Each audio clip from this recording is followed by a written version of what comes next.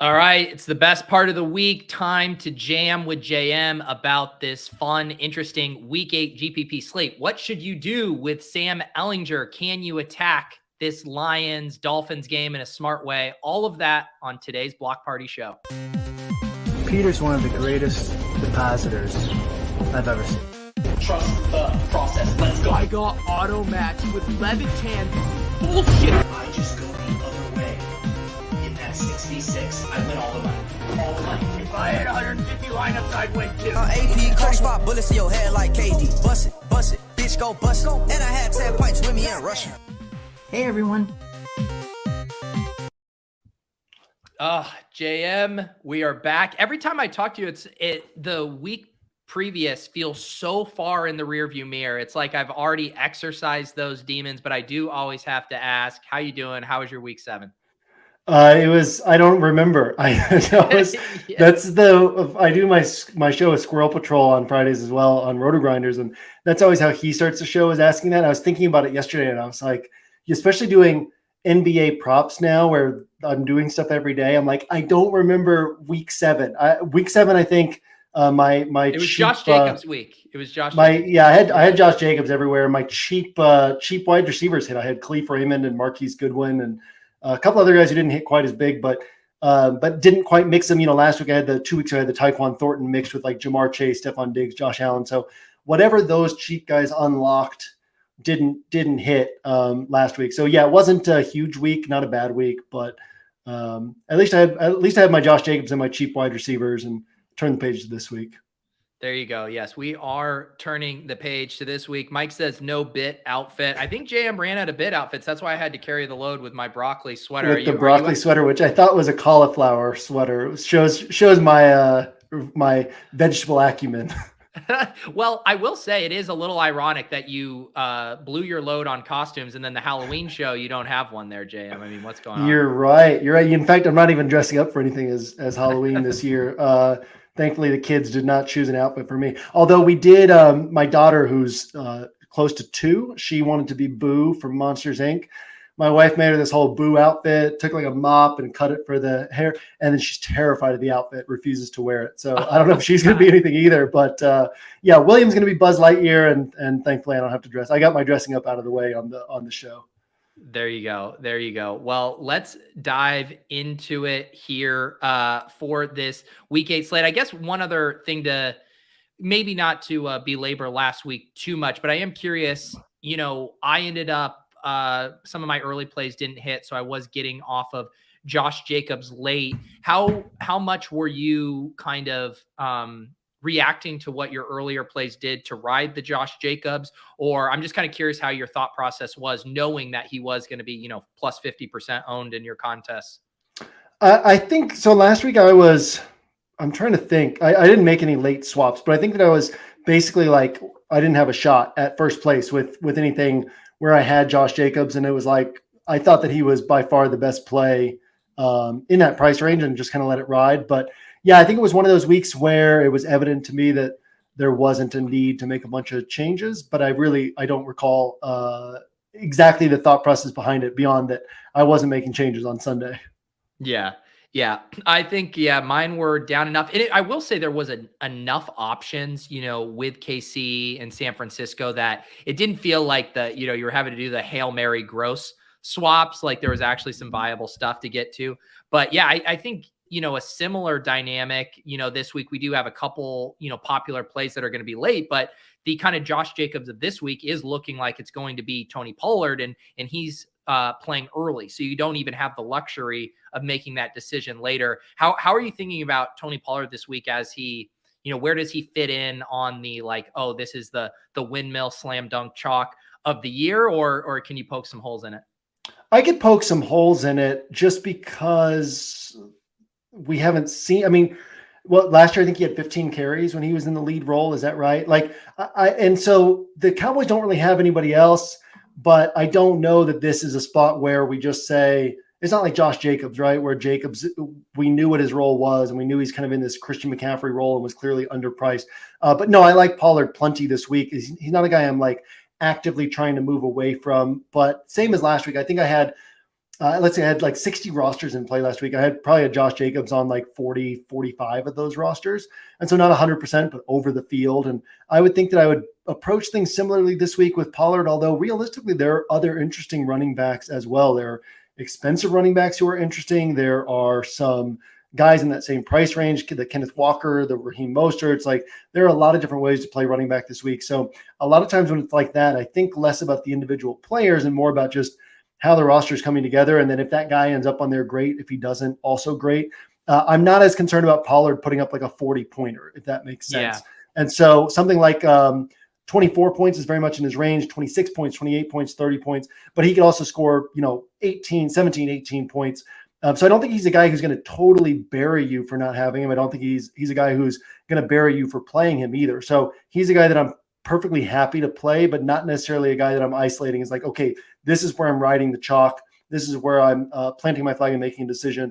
And it's a little bit different with Sam Ehlinger. Like I think that's more of a critical decision point. Obviously, we'll talk about that more as we move throughout this show, but that's more of a critical decision point because of what else is available at the quarterback position and like where you actually could gain an edge. And if there is an edge to be gained by going other places, but the big focus for me is less about the individual players this week and more about the game environments, right? There's 8 out of 11 games have an over under 44.5 or lower. It's perfectly realistic for there to be only 3 games that combine for north of 45 points. Yep. And then of those 3 games, it's perfectly realistic for 2 of them to finish, between 45 and 50 points. And so then if one game goes for 60, 62, 65, it basically becomes Miami-Baltimore. It doesn't have to go for 80 combined points. The way that this slate shapes up, a game going for 60 to 65 could be just a massive difference maker. So I'm more focused on how do I build a roster that accounts for Sam Ehlinger correctly. And that doesn't necessarily mean that every roster accounts for him the same way, but as long as I'm doing it in a plus EV manner, that's what's important to me. And then accounts for these game environments that could hit. And then wherever Pollard fits in there is kind of like a tertiary concern as opposed to the primary focus of my build, if that makes sense. And I think that from a lot of people, probably that's one of the more critical decision points they'll be focused on. And so that just kind of brings me at things from a different angle. But I would expect that I would be even with the field, maybe a little bit above the field on Pollard. Yeah, and you mentioned the game environment stuff, and I always like doing kind of like a macro look before we start and get into the weeds. I see the chat already interested in talking about Sam Ehlinger, which we are obviously going to hit today. But I am curious, Dolphins, Lions, people are going to be very interested in that game with the 51.5 total. You wrote about these in the Fantasy Life newsletter today as well. Raiders, Saints, 49.5, Cardinals, Vikings, 49. And then you included Giants, Seahawks, 44.5. Do you think are you going to have, do you think, a pretty tight range of games you're targeting? Because those other ones that I didn't mention, they don't seem to have near the potential as the 4 that we just discussed there. Yeah, I will. Every roster of mine this week will either be focused in some way, will be focused on one of those 3 games. And it's a thing of like, if all those games just kind of finish around 50 points, well, then it didn't matter. But if one of those games goes off, and it doesn't have to go off to some crazy degree, it doesn't have to go off in some like low percentage way, right? Like it can hit its 75th percentile outcome. And just because of the state of the slate, it can be just such a unique slate where it could be kind of the had to have it game environment. And so I will definitely be focused in some way. And one of the things that I think people don't think enough about is when you're being different, if you're being different on something that can just marginally outscore everything else, it doesn't help you much at all. It's kind of pointless. But if you're being different on something that can significantly outscore everything else, that's where your edge is. And so this week there, because of the way that the slate shapes up and so many of these low total games, the games that could significantly outscore the others become so critical. And it's the same. It's the same thing with Ehlinger, right? Where we talk about what's the value of moving up to, I'll say it like this, anytime we can boil things down to real numbers, it makes things a lot easier on us. So we'll do that as we start talking about Ehlinger. But when you go up to these 5K quarterbacks, 5,500 quarterbacks, how many of them can significantly outscore Ehlinger? Like Mariota, and I went through the list on the Angles podcast today, but like all of these guys, Tannehill, Mariota, these guys all score like 15 to 18 points week in and week out. What's the edge of spending extra in salary and getting 15 or 18 points, right? Like you have to be looking for the quarterback who can significantly outscore Ehlinger is the way to approach this slate. And same thing with these game environments. So I think it sets up very uniquely with the way that the games shape up and with the presence of Ehlinger and the way that these other quarterbacks shape up. Yeah, and kind of looking at early ownership projections for quarterbacks, and you have Ehlinger, you have Tua, who I think is going to be very popular, and then some people getting up to Jalen Hurts. But like you said, when you look at these quarterbacks, and I look at ceiling projections, and I'm seeing Sam Ehlinger around 25, like the spread from him to Kyler, all of those guys could be in a similar range. Like Ehlinger could be within sniffing distance of them. It does really seem like Hurts is like the only guy that could just absolutely lap Ehlinger. Does that kind of track for you? Yeah, Hurts or like game environments, right? So like if Lions and Dolphins ends up shooting out, we've seen Goff put up 36 this year. We've seen him I think he put up a 27-pointer as well. So if that one shoots out, then either of those quarterbacks could be it. If New Orleans and Las Vegas shoots out, either of those quarterbacks could be it. Cousins could be it, right? We've seen Cousins has one of the highest red zone passing rates in the NFL, but one of the lowest red zone touchdown rates so far. If we get some regression there, we can end up with a spot where Cousins puts up. He also has several games where he's close to the 300-yard bonus, but hasn't gotten it. So give him 300 yards and give him 3 touchdowns. Cousins is a guy who could separate. And then Daniel Jones is a guy who can separate just from him being such a big schemed part of the rushing attack. Outside of those guys, I don't see the need to go to one of these other quarterbacks because again, let's boil Ehlinger down to numbers. His bad game, let's give him 30 rushing yards and 200 passing yards and no touchdowns. That's still 11 points. And so if he gets 11 points and Mariota gets 15, and not that anybody's playing Tannehill, but Tannehill gets 14 and Dalton gets 14 and like all these other guys in this range get their typical 14 to 18 points, it doesn't bother me. I'm fine taking 11. I don't want 11 points from Ehlinger, but knowing that that's in his range of outcomes, I'm fine with that because of how much he saves me and what I'd be going to elsewhere. Like changing my salary structure to get 7 extra points doesn't matter to me. I can be different somewhere else. Ehlinger's kind of mid-range game, I've been saying, is about 15 to 20 points. Let's throw a touchdown pass in there, or let's throw an extra 20 rushing yards. Let's throw an extra 50 passing yards. Anywhere in that range of 15 to 20 is very realistic for him. And then if things go really well for him, he gets 20 to 25 points, which is the same thing you're seeing in projections, same way I've been breaking it down. And so if he gets anywhere from like 15 to 25 points, it's probably pointless to go to these low 5K, mid 5K quarterbacks unless you can find the one guy who goes for 30 plus, right? And then Ehlinger gets 18 and this guy gets 30. Now you're sitting pretty. But other than that, there's no edge gained in going to these other guys because that extra 4 or 5 points for the extra 1.5K in salary, it doesn't really help you at all. And your structure is a little bit different, but now you have to go with a worse player somewhere else where everybody else is able to go with a better player somewhere else. So to me, Ehlinger's a guy I'm fine riding chalk on if I'm going away from him. Hurts is fine, right? Because Hurts can put up 30 plus points. But I kind of want to be looking at who can put up 30 plus, who can separate from Ehlinger. The great thing about Hurts is he materially changes your salary structure as well. So there's something to that, to where we talked about this last week. Like it was my Josh Allen, Stephon Diggs, Jamar Chase rosters that had Tyquan Thornton because I was forced into that deeper salary savings. And so Hurts can do that for your roster as well. But yeah, I'm looking at like Goff and Tua as a game environment type bet. I'm looking at Dalton and Carr as a game environment type bet. I'm looking at Daniel Jones as a guy who can put up 30 points. And outside of that, I'm not getting too fine with trying to move off of Ehlinger.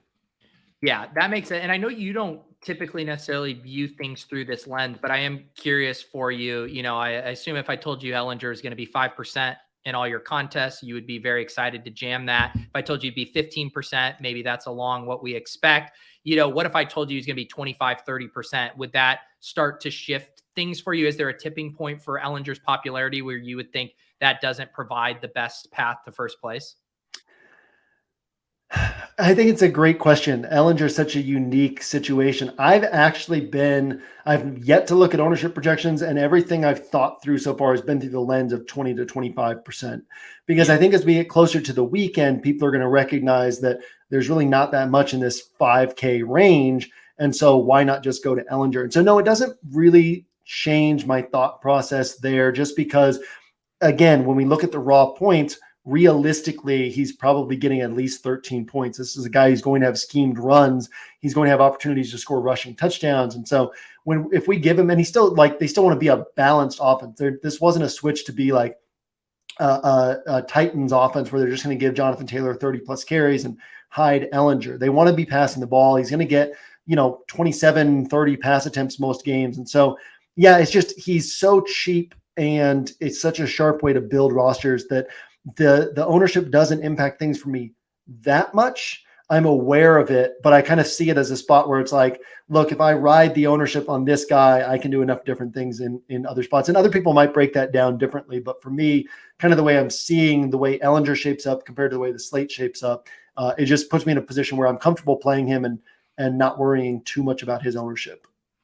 I'm curious, how do you think the default, and not cash game build, but the default tournament build for people who do use Ehlinger? Obviously, there's the conversation, would you ever consider stacking him? But it's also, we don't have, last week I decided to pay down at quarterback to Daniel Jones because I really liked how that helped me flip the build and get up to a Mark Andrews that not a lot of people were playing. This week, we don't have any of those elite tight ends. People I haven't heard super excited to pay $9,600 for Cooper Kupp. Obviously, Derrick Henry in a nice matchup. Normally, I would say, people will do the Ehlinger to get up to those elite, super high price studs. But between like CMC, Kupp, and no elite tight end, I'm almost wondering, what are the naked Ehlinger builds going to look like? Yeah, I think that we're going to see Derrick Henry. I think we're going to see Saquon Barkley. I think we're going to see Alvin Kamara. We're going to see Josh Jacobs. And so kind of this, not quite mid-range, right? But a lot of times you'd pay for the 5K, 5,500 quarterback, and then get to a lot of these 6K guys. And so this week, I think it buys your flexibility to get up to a lot of these kind of 7K guys, these 7K, low 8K running backs. I don't know how popular Tyreek Hill will be, but if Tua is expected to be popular, I would imagine Tyreek Hill will be as well. Amon-Ra St. Brown will probably get a little bit lower ownership than he should, because people are always kind of concerned when a guy's been missing time, even though it doesn't actually impact anything here. So I think we'll see a lot of people on kind of those players.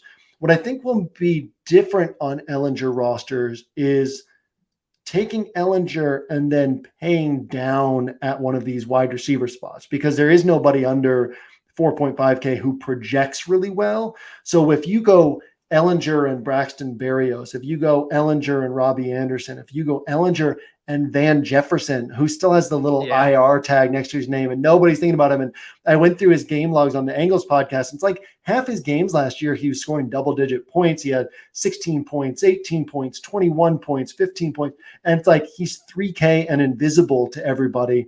And so, I don't think a lot of people are going to take Ehlinger, and then also they'll be like, okay, now I've got my pay down, right? And so they don't feel like they need to take that swing on another cheap wide receiver.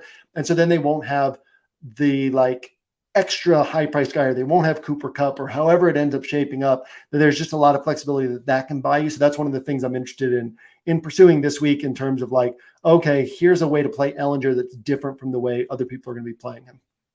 Yeah, and then just to kind of round out the Ehlinger combo, and we're going to we won't do the exact building block that I think we might mess with or talk about when we get there, but would you stack him ever with a pass catcher? I think collective sentiment is this move to Ehlinger is bad for Michael Pittman and Paris Campbell. A little optimism for Alec Pierce is more of kind of a deep ball threat here. Where are you at as far as how Ehlinger affects these pass catchers? I wouldn't take anything off the board in large field contests where you're just kind of like, hey, what could happen? But in terms of staying fine with our builds and trying to control what we can control. I mean, Pittman's a guy I really never roster, because he's basically Keenan Allen, right? When he sees his 16, 19 target games, he produces at the score that you really want him to get. He can put up 30, but that's what you need at his price tag.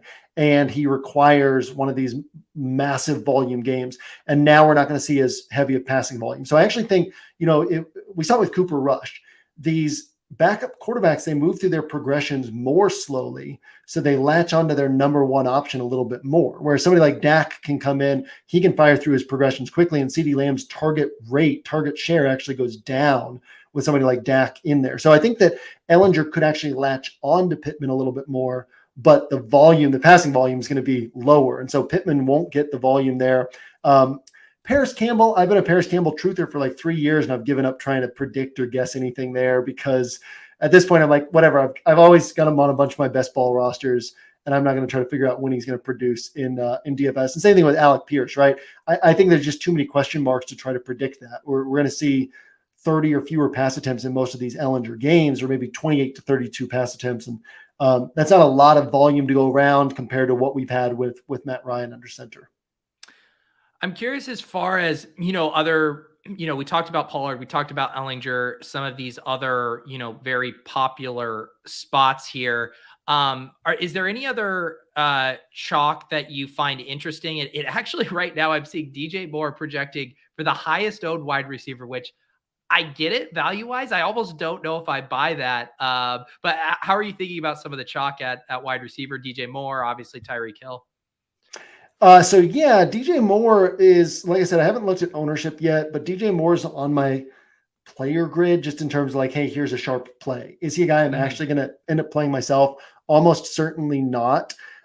Because again, I'm always fine letting people chase the safe plays that project well, but don't have super high ceiling.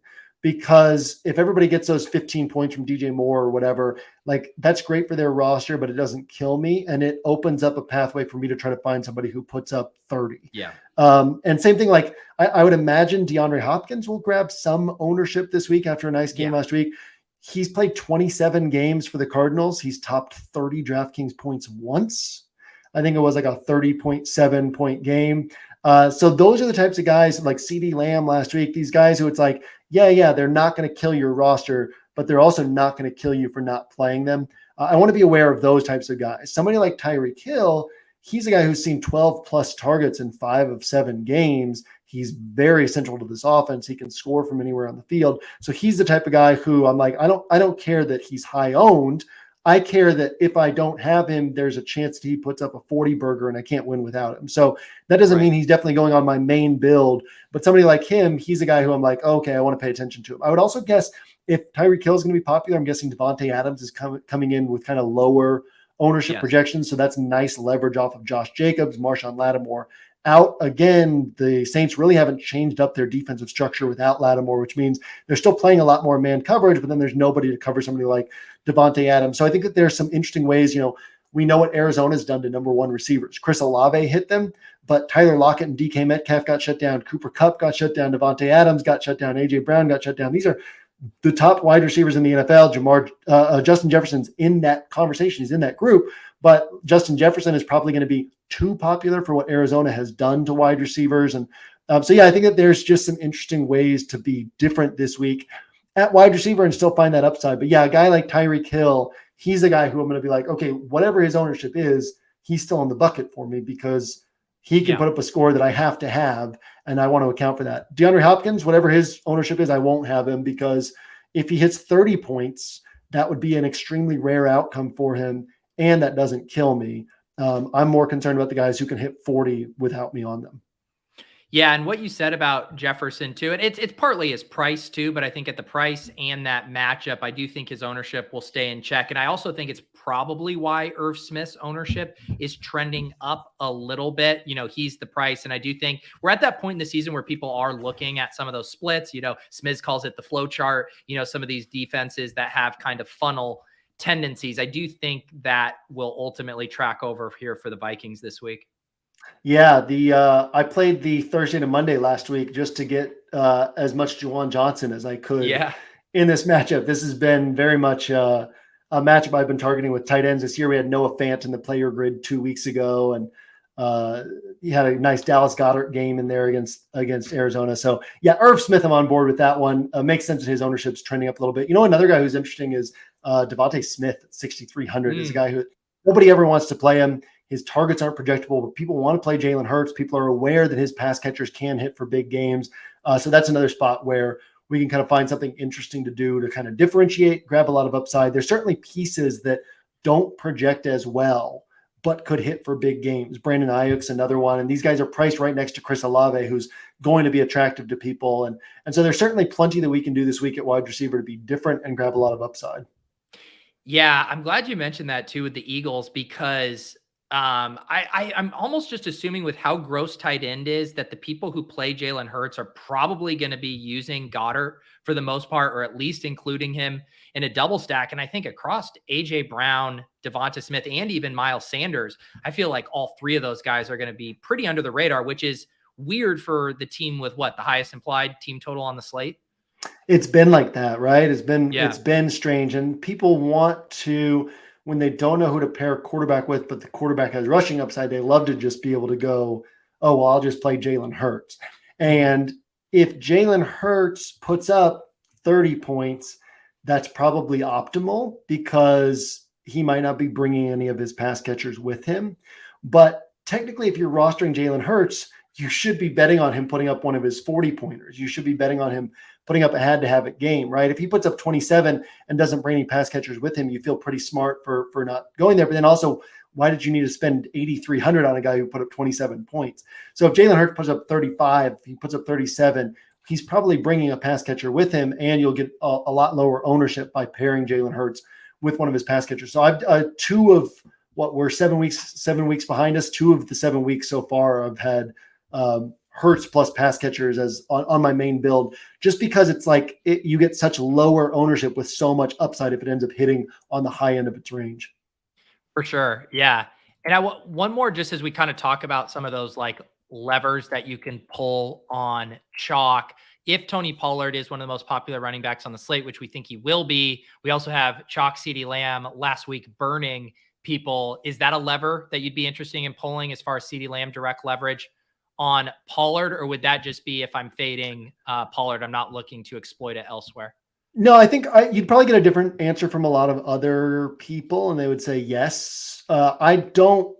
To me, this is such a run-based offense that I would need to be able to paint the picture for myself. And I think that part of the edge I have right now is that people, and it's going to start going away pretty quickly, but when Dak came back, we talked about it last week, people are like, oh, they're going to pass the ball more. They're going to open up the offense. And it's like, if you listen to Mike McCarthy, that's not the case. They're going to stay in this balanced offense unless they're in a game environment where they're being pushed. So if I'm playing CeeDee Lamb, I then want to build around a game environment in which Chicago's pushing them. And then I'm like, well, that's not a game environment that I think is particularly realistic. And so CeeDee Lamb's not a guy that I'm going to be going to at 7K just because I think that the paths to him having a monster game are a lot slimmer than most of the field will realize, even in a week where he's going to be lower owned. But I think you'd probably get a different answer from other people on that one who would, because it is from like a natural leverage standpoint, it makes a lot of sense. And if you're looking at projection systems and stuff, there's some aspects to CeeDee Lamb's game that look good.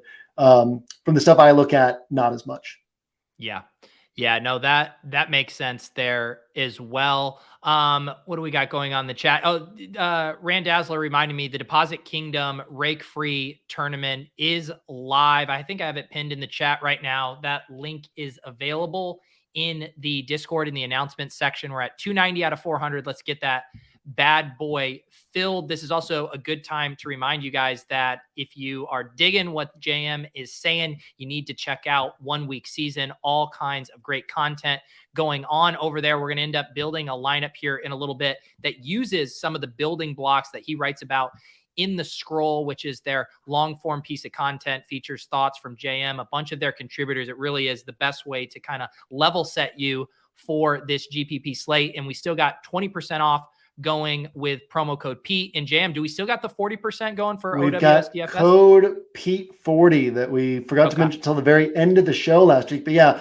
Any season-long subscriptions are 40% off with Pete40 now that we're deeper into the season. So that's Inner Circle, that's OWS DFS. So yeah, you can take 20% off the week pass, 20% off OWS for life with code Pete. You can take 40% off rest of season subscriptions with Pete40. Awesome. So yeah. And also to be sure if you guys sign up for a rest of season sub with promo code Pete, and you also want access to the Hand Builder and Optobro channel in the Discord, just send me a screenshot of your sub and I will add you to that as well. You can also get access to that by becoming a YouTube member. That is what gets you access to the Sunday morning crams and all kinds of other good stuff in that channel. We've been having fun on these showdown slates as well. let's keep talking about this slate, and we're going to build a lineup here in a second. But just another kind of macro thought here, Jam, like looking at just like the ownership percentages for both kind of the top running backs and wide receivers, it does really feel spread out. And I know we mentioned Tyreek, I know we mentioned Pollard, but this does not feel like a hyper concentrated chalk week. It really does seem like people are going to be kind of mixing and matching the pieces they want, which is really kind of driving me toward wanting to like overstack a single game and hit that game environment that goes nuts. Yeah, it's like we said, right? There's no edge in finding the piece that like marginally outscores others. Now, obviously, sometimes you're going to target the piece that can significantly outscore others and it just marginally outscores them, but you have to give yourself a path to those pieces that can significantly outscore the others, because if you get one spot where you're way above everybody else, that's just such an edge. And so this is such an interesting week where the slate sets up really well for us to kind of like plow our rosters into one game, because one game can make such a huge difference on the slate. So instead of getting on that one player that makes a big difference, we have potential for there to be one game that scores. And like I said, it doesn't have to hit a 95th percentile outcome, a 99th percentile outcome. One game hitting a 75th percentile outcome could make that the game that you had to have, and that basically it's like impossible to win a tournament without that game. And it's pretty clear what those games are likely as to be. And it's a week in which a lot of people won't be building correctly. And I think that, so many people just target good players across their roster, and they don't look at their roster and say, okay, can this roster score 240 points? Because not to say that every roster that you put together that can score 240 will, but if it can't, you're never going to win a tournament. And so you got to be able to look at these rosters and say like, okay, this guy can go for 30, this guy can go for 40, this guy can go for 25. And this week, there's an easy way to do that, and just saying like, okay, here's the games that can end up popping off. The fact that if ownership gets spread out, I think that weeks like this, people just play it worse than other weeks, generally speaking. And so it gives us an edge this week to recognize like there are individual spots that just like can significantly move past everything else. Same thing with the Ehlinger discussion, right? He's 4K. So we can't just go to these 5K quarterbacks who are a little bit different. We've got to go to the guys who can put up the 30-pointer. And that also ties into the whole game environment thing. So yeah, I love this. I love this week. I love the way it sets up. And like I said, there's ways to be different in terms of salary allocation, even with Ehlinger. There's ways to be different without Ehlinger. And the main thing for me is just, hey, what are these game environments that can hit? Yeah, and it's unique too in that, we've had some of these weeks when the Bills and the Chiefs are in here and it's like, wow, this is a really attractive game, but it's super hard to fit it in. We've seen it with the Chiefs a bunch where it's like Travis Kelce's 8K, Mahomes is 8,300. How do I even make this work? Whereas the game environments this week, I mean, we could go through all the games we like, and it's not hard to build stacks with that. And then you toss in an Ehlinger that if people are doing it without it, and it almost feels like it might throw people off the scent of the game stacks, where they're like, I can cherry pick my favorite plays with a punt tight end and Ehlinger, as opposed to what's our path of beating, the best one-off plays. Well, it is nailing that correlation, nailing those plays that we're going all in on a game where it feels gross, like maybe playing a Devonta Smith when you can get a better projected, player as a one-off. I could see that dynamic unfolding. Yeah. And any place where we've talked about this, but any place where you can do something that feels gross to do, but that still has the upside, you basically know that nobody else is doing it because they're like, oh, I don't want to do that.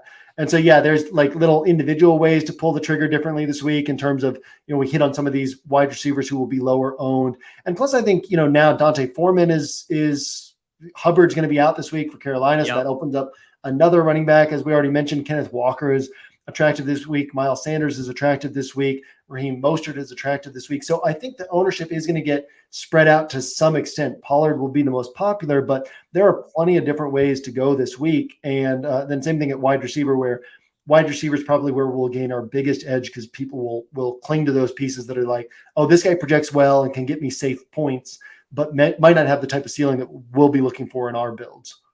Yeah, and even just a few kind of newsy other things that could, dare I say, flip the slate on its head. James Conner did not participate in the portion of practice open to media today. That was after getting in 2 limited sessions. And also Ryan Tannehill did not practice. I actually don't know off the top of my head. Do you know what Malik Willis's salary is? I'm thinking it's 4K, but I don't know. Now that would be very fun if we had another 4K mobile quarterback that opened up on the slate, but we'll save some of that Okay. speculation. Malik Willis is 5K. 5K. Okay. And I'll tell you, I would take Ehlinger at 4K over Malik at 4K. So same That's at fair. 5K. And I think that ownership would flow toward Malik a little bit because people are excited about targeting that spot as well.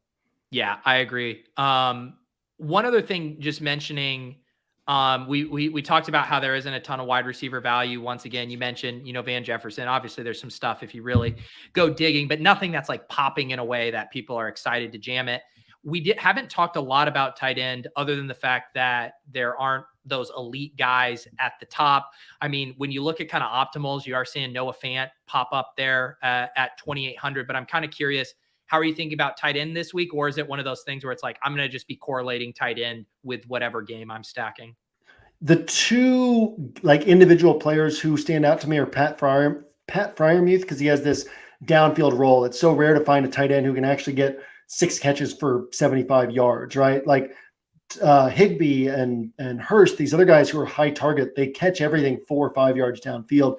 So Freiermuth is very interesting as a guy who's an actual seam stretcher and can put up a big game. Irv Smith is interesting to me in this matchup. And then there are other guys, I don't think I'll end up on Noah Fant just because it could be Disley, it could be Fant, it could be Parkinson. Like Fant played like 52 snaps last week, but we don't know where the targets are going to go on that offense. I get it if DK Metcalf is out. Some leverage off of that if Fant becomes popular is D. Eskridge, who's going to be on the field quite a bit this week. He played 30 snaps last week, mostly after DK Metcalf went down. And again, finding these cheap wide receivers who you can't project their scoring, but they can hit 15 to 20 points. Khalif Raymond last week, Marquise Goodwin last week, Tyquan Thornton a couple weeks ago. Those guys are so valuable in tournaments. But yeah, tight end, it's those two guys. Logan Thomas is another guy down here at the lower end. So it's like, oh, this guy could hit for a bigger game than people realize. And then outside of that, it'll be primarily for me about correlating within my builds. So it's like, not to say that those are the only two tight ends I'll be focused on, but those are the two tight ends, Irv Smith and Pat Freiermuth, who stand out to me. And then from there, it's like, okay, and where can we find upside in other spots? Yep. One other spot I wanted to talk to you about that we haven't mentioned yet before we start building around some of your blocks is I did run some optimals and stuff, just looking at lineups before the show. And one other thing I did is I said, all right, if I run an optimal and I force a quarterback with a double stack and a bring back, what pops up? And I was pretty stunned to see that when you do that, you get a ton of Marcus Mariota, Drake London, Kyle Pitts, and DJ Moore. That is what the optimizer is saying is the optimal double stack with a bring back. I'm curious just how you're thinking about this Falcons offense. What they're doing is incredibly absurd from, a pass rate above expectation standpoint. And yet you look at these prices here for Pitts and London and Mariota, they're all very palatable. DJ Moore, the field, based on projected ownership is already on him here. Is this just like a total trap spot, or is there something to some of these early numbers, showing this in optimal lineups? I mean, I can see it in large field play just because you don't want to cross anything off your list in large field play. There could be a wonky game environment, but we're also looking at Mariota through, 14 passes and a blowout loss to Cincinnati. And they got the ball back down like 17 points and we're running the ball. I mean, it's very clear. And this is one of the things I've talked about where, projection systems have talked to me in the past about, hey, do you have time on Saturdays to kind of talk about things where we can sort of adjust places where the projections might not be able to account for the real life elements, whether that's a player being injured or changing roles or changing approaches. And so this isn't NBA, right? Where minutes and usage rates are all going to kind of add up and projections are going to be pretty consistent, or even MLB where on a game-to-game basis, they're going to be off because there's so much variance. But over a season, MLB projections are going to be highly accurate. In the NFL, it's so much harder to account for all of these little things and what the coaches want to do. So for me, there's nothing in the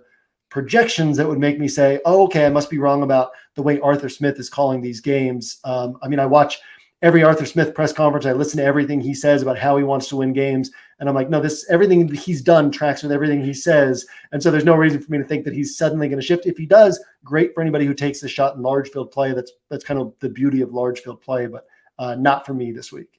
Yeah, that is completely fair. On a similar note, I will say when I squint, Tyler Algier kind of looks a little interesting to me this week at 5,400. Again, going back to just what you said, we know how Arthur Smith wants to play. And it's not a bad matchup there. I don't think anyone's going to play him here. He looked interesting to me.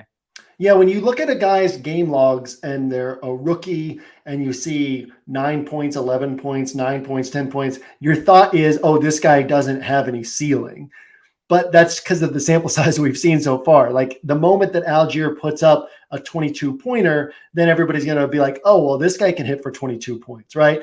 So we just haven't seen it yet. So we think that he can't do it. But realistically, he's getting enough touches that breaking a long run, cracking the 100-yard bonus, scoring multiple touchdowns, any of those things are in play for him. So yeah, I've looked at Algier this week. There's a lot of good running backs this week that's not like a standout play, but also, you know, who wasn't a standout play last week was Brian Robinson, but I played him on a handful of rosters because he was 0.5% owned in projections. I also put down a big bet on his over for carries, which was set at 12.5 last week. And it was like, everything you hear from Ron Rivera it's very evident that they're going to emphasize Brian Robinson. He had 20 carries last week. And so same thing with Algier, right? It's like, it's not a sharp play, but it's sharper than ownership will indicate, which makes it a sharp play. Like it's a play that would make you money over time. Yeah. And then the riddle, I think, is always trying to figure out how much opportunity cost is there at running back this week with so many good plays. Like, is that just not a spot where you're giving up too much by not taking one of the, he has to hit plays. All these other guys have to miss. Yeah. It's a tough needle to thread there, but I think it's viable. And like, not just the Millie Maker, but the slant and like other super large field contests where you're trying to finish first out of tens of thousands of rosters. Yeah. And how many times have we seen it hit this year? I mean, he's more expensive than 4,800 Rashad Penny when he broke the Slater. I don't know if he was 4,800 when he broke it, but we had the 4,800 week. We had the Deion Jackson week where it's just like a lot of these guys, you don't believe it until you see it thing. And I think it's within his range of outcomes. Yeah, for sure. All right. It's time for the block party, folks.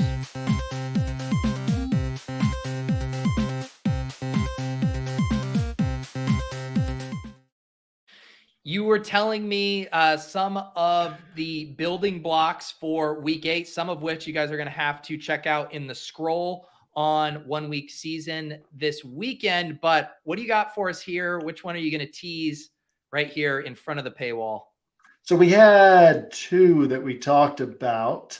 One has a cheap quarterback and one has a more expensive quarterback. Which one do you want to go with?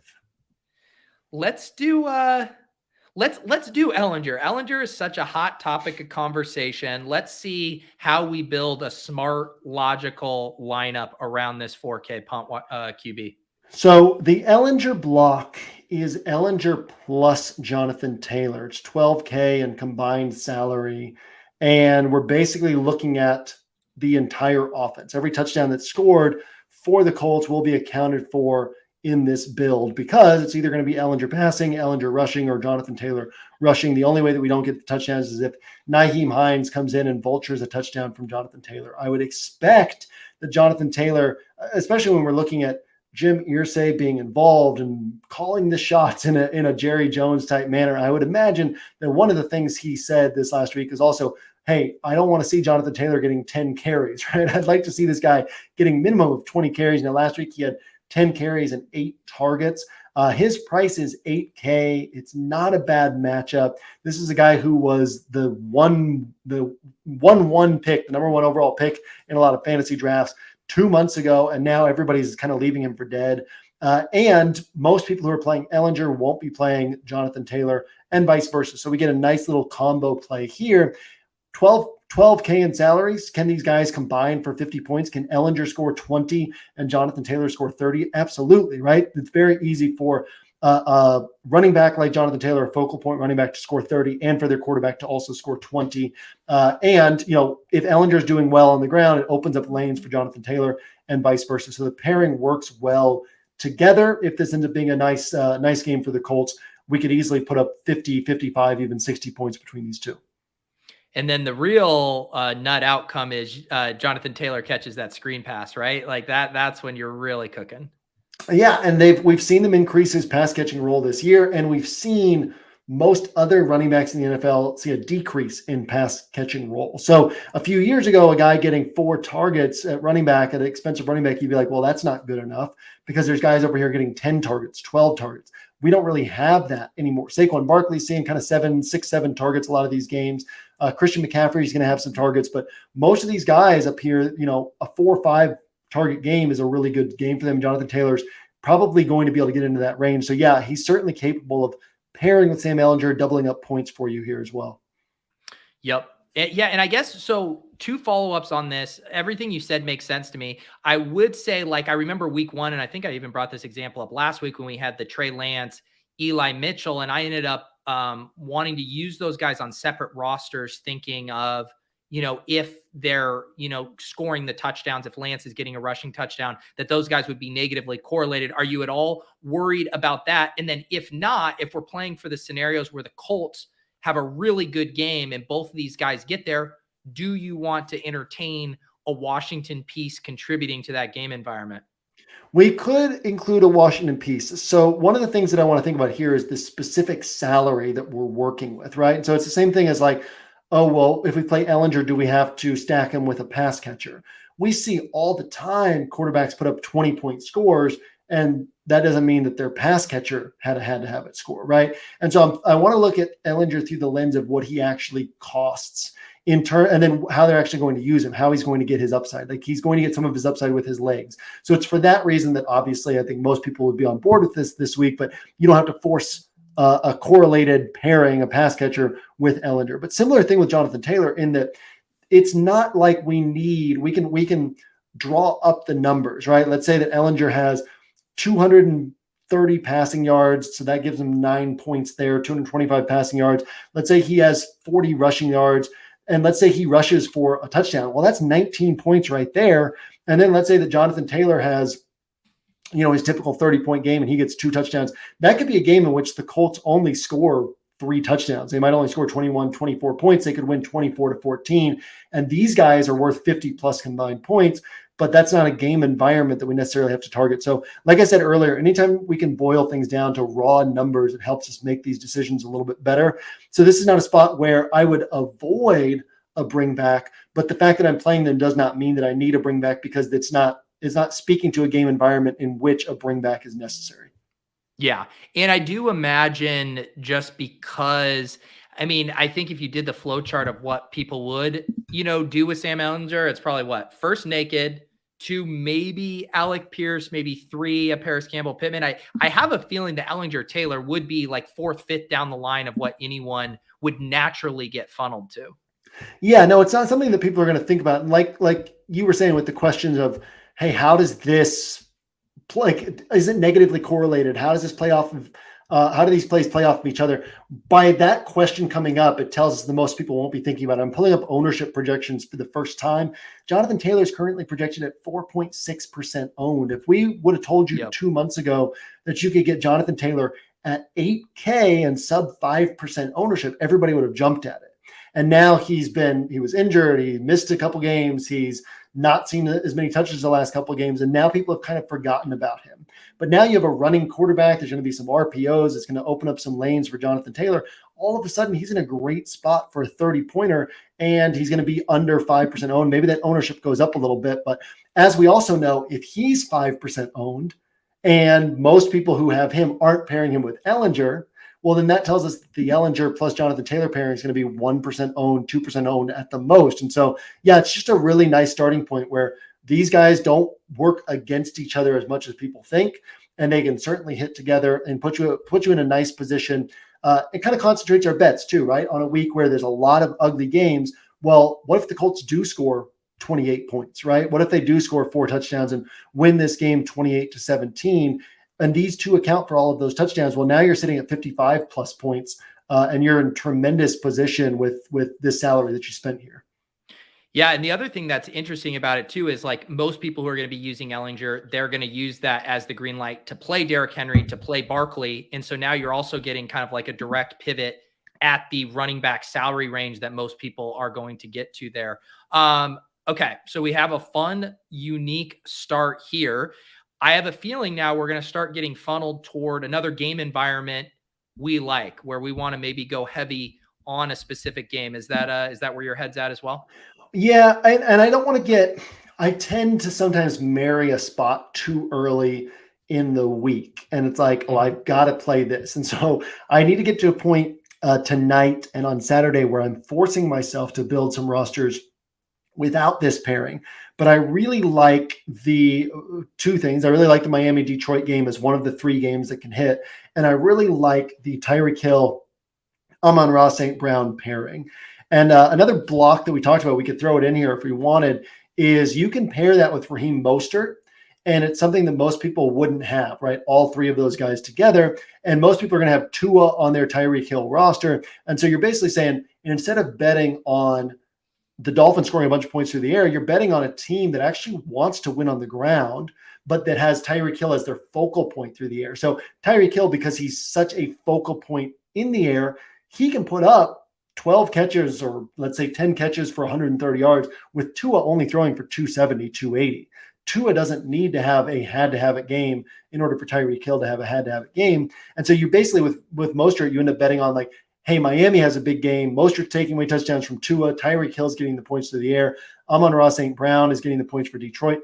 If these guys are hitting, it pushes the game environment forward. If the game environment is being pushed forward, these guys are hitting. Like, it all works really well together. And we're going to get kind of a, not low ownership on the individual pieces, but lower combinatorial ownership than we could get from most other ways. So right now, we have Tyreek Hill at 22%, Amon-Ra St. Brown at 14%, Raheem Mostert at 19%. So all high-owned guys, but how many people are throwing Mostert into the stack? How many people are taking Tua off this stack? So we have something that's really different here to pair with another pairing with Ehlinger and Jonathan Taylor that's already really different. And we know that most of these Tyreek Hill rosters don't have Ehlinger. Most of these Tyreek Hill rosters have Tua. So we know that we're going to, even though we've got 4 high-owned guys here, we're in a really unique position where our four high-owned guys are still on a really unique low-owned roster. Yeah. Yeah. And that is an interesting thing, because I guess, would you say a scenario you're avoiding, like we reference always that Ravens-Dolphins game that went absolutely nuclear and everyone got there. If that scenario happens for this Dolphins-Lions game, do you think you are going to want Tua or Jared Goff in that, 95th percentile outcome game? In the 95th percentile outcome game, yeah. And that's what makes this slate so unique, is that we don't need a 95th percentile outcome game. So we're kind of placing a unique bet here where what we're saying is most of the games on the slate play out the way that they're expected to play out, which would be very disappointing for DFS. And then this one game hits at 75th percentile outcome. So it doesn't quite go up to 75th, 80th, even 70th, right? But anywhere from like 70th to 85th percentile outcome, Tua doesn't become the had-to-have-it guy here. And so it's not until we get up to like that 90th, 95th percentile where this game's combining. And the Lions have had games like that, right? 35 to 38. And that's off the top of my head. That was against, that was week 1. I don't remember what their other, that was week 1 against Philly, but they've had some other like 30 to 30 something games, right? And so we could certainly have a game like that where both teams put up a ton of points. But we also should keep in mind that our perception of Miami is built off of that Baltimore game. And then we look at the rest of their games, and it's been nothing like that the rest of their games. And Mike McDaniel has said that he wants to be run-based, that everything for his offense should be built from the ground outward. And so this is a nice way to kind of account for the fact that, look, the Lions built their team with the best offensive line in football, with DeAndre Swift. They want to run the ball and then be able to pass off of that. Miami wants to run the ball and then be able to pass off of that. So we're able to actually account for the way that these teams actually want to win. Hope that this game ends up combining for 60-ish points instead of 80-ish points. If it combines for 80-ish points, we're in trouble here. But if it combines for 60-ish, which is probably likelier, then a lot of other games end up combining for 40-ish. We're in tremendous shape with a roster like this. And what's also really cool is, because we'll pay down one of these wide receiver spots, pay down at tight end, pay down at defense, we're going to have some salary left over to do something interesting in this last spot as well that most people won't have. Jonathan Taylor, Tyreek Hill, Amon-Ra St. Brown. Doesn't look like we're going to end up with Tony Pollard on this roster either, which is going to be really unique and different. Yeah. And so, there's just a lot that's going on with this roster that puts us in a fun position to chase that first place finish. Yeah. And this might be one too, where when we're done building it, that it has a relatively high cumulative ownership, but the product ownership with Jonathan Taylor is going to be very low. And the combination of not having the chalkiest piece on the slate, most likely in Tony Pollard, will also make it unique there. So I'm with you on that. One other just like news thing, we did just get confirmation that James Conner is officially out for this game. Darrell Williams is a game day decision, they're calling it, but it looks like we are going to get Eno opening up as a play at 6K again, which is fairly interesting for a slate that already has a ton of running back plays. Yeah. And obviously, Eno gave up some work to Keontae Ingram last week, more than he had the week before. But yeah, like I said, Dante Foreman's interesting. Benjamin's interesting. It's going to spread out this ownership a little bit and give us some interesting things to play around with this week for sure. So I'm just going to throw one out there, and I always like getting your thoughts more than mine when we're doing this show. But two guys you did mention that I think could make sense here for this lineup would be something like a mini with Devonta Smith and Pat Freiermuth. Is that something on a roster like this that would be interesting to you? Yeah, and I think that we have the salary to do that. In the same price range, we've got Adam Thielen at 6,200. You could go Thielen and Robbie Anderson. Let's throw that Freiermuth and Devonta Smith in and see what that leaves us with salary, because I'm guessing that we will. Yeah, like we can still go Van Jefferson and then whatever defense we want, right? Or we can go. We can't quite go the Jets and Braxton Berrios. We're going to be 100 off from that. But Braxton Berrios is going to be on the field. He's the punt returner. He's the kick returner. So he pairs well with the Jets defense. He's an interesting piece this week. But yeah, if we want I don't have anybody below Berrios on my like cheap wide receiver with upside list outside of Van Jefferson. So I would want to throw Van Jefferson on here. And then that'll leave us with 3,500 at defense, which is again, a price range that most people will not be in at defense. And that allows us to get a different defense than a lot of people will have as well. Yep. And this is also a lineup, with the Ehlinger, the JT, the Van Jefferson. Again, me with sometimes my late swap trigger fingers here, but you would have options of, if your Mostert, Tyreek Hill, Amon-Ra, if this game just completely flopped or something, you would have a decent amount of flexibility here to move things around and get more balanced without basically the 2 punt plays there for Sam and Van Jefferson. And I do love this too, like the getting up at defense. I'm wondering with the salary relief this week, if maybe more people will get up, but my guess is knowing hand builders, they end up spending the money up on premium positions and rarely are paying up for defense. Yeah. Nobody wants to spend that 3,900 on defense and for the Eagles. Cause then they're like, yeah, but I could go down to the Jets or Patriots and use that 1K 900 in salary somewhere else, like you said, at one of these more premium positions. With 3,500, we're in kind of a weird range where we don't really want the Dolphins against Detroit, especially not on this build. We probably don't want the Raiders on the road against New Orleans. We probably don't want Minnesota against Arizona, not a team that takes a ton of sacks or has a ton of mistakes. So probably the most interesting ones in here are Seattle at 3,200 at home against the Giants. Seattle's defense has been playing really well, actually, the last 3 games. They had a lot of trouble with the Wildcat formation against the Saints, but played well outside of that. Played well each of the last 2 weeks. They're tough to play in Seattle. And then we got the 49ers at 3,100 taking on the Rams. So either of those are interesting. I don't mind 49ers on a Van Jefferson roster, because if the 49ers score a defensive touchdown, that increases the chances of Van Jefferson getting some downfield shots. So either one of those are interesting on this particular build. Yeah, I agree. Niners look good to me. I'm curious. So, I know I was the one who pushed us in the Devonta Freiermuth direction, but I'm curious if you did end up building, here and you have $400 left over, do you think you might try to circle back and be like, can we improve on Van Jefferson? I know you mentioned the Robbie Anderson thing. I'm just curious, would this be a roster you were happy with, or would this feel slightly like a dead end? If we had a 2-hour show, I could spend the whole 2 hours like messing around with a roster. And what I would typically do is I'd find a point where it's like, okay, I like this point, and I'd save it and then create new lineup, import that, make a couple more changes, save it, and just mess around with like 30, 40 different ways to play the end of this roster. We could go Irv Smith and Robbie Anderson, and then that can put us down in the cheaper defense, and it gives us something interesting to do with that last spot. We can even go, I think we would even have the salary to go Tony Pollard here, right? And so you could go Robbie Anderson, Irv Smith. You've got another pairing and another good game. And you got Pollard, and you can go with the Patriots defense, the Jets defense, the 49ers defense that we just had. So yeah, there's a lot of different ways to play around with the end of this roster. And obviously there's a lot of different starting points you can use, but from that starting point of Ehlinger, Taylor, Mostert, Tyreek Hill, Amon-Ra St. Brown, which is the starting point I really, really like. There's a lot of fun stuff you can do. And if we let go of correlated pairings, if we go down to Logan Thomas at tight end, if we go from Robbie Anderson down to Van Jefferson, we've now bought ourselves the ability to go up. That's like 7,600 up to 7,800 if we change our defense in this flex spot, right? And so who else is going to have Jonathan Taylor, Tyreek Hill, Amon-Ra St. Brown, and another player who's 7,500 or above on their roster? So yeah, just a lot of really fun stuff that we can do with the end of this roster, and a lot of plus EV ways to play it.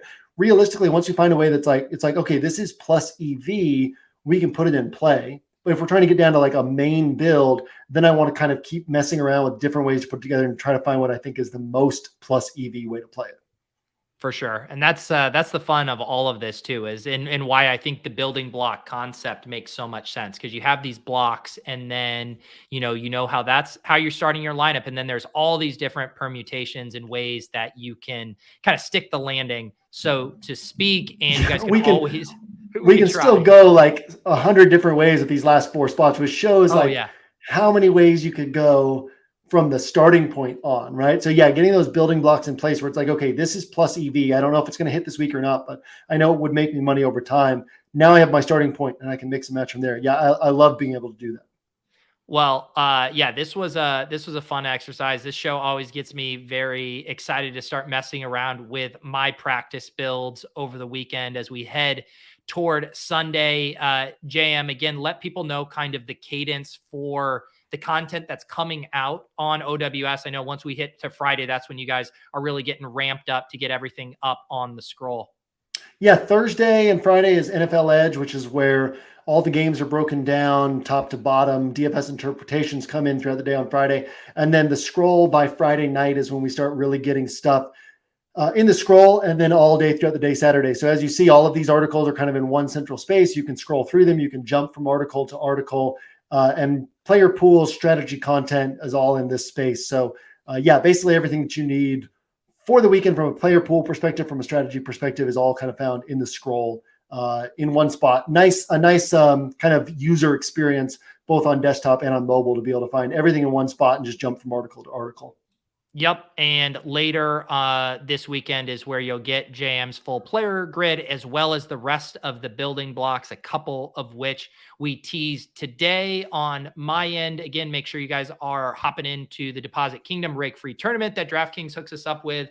I will be back, as always, on Sunday morning for YouTube members for the last minute cram. We look at, overnight news, updated ownership. We take a look at some of those ceiling optimals and know what we're going to be competing against in our rosters. All kinds of that good stuff. Highly recommend joining that. And I should also mention, and I know JM is a fan of these guys, the Badge Bros are now chilling in the Deposit Kingdom Discord. We're going to do We're going to do a little Discord hang here in about an hour, fire up the screen share, do a couple battle royale drafts, but those guys are absolutely crushing it over there with the Badge Bros, Jam.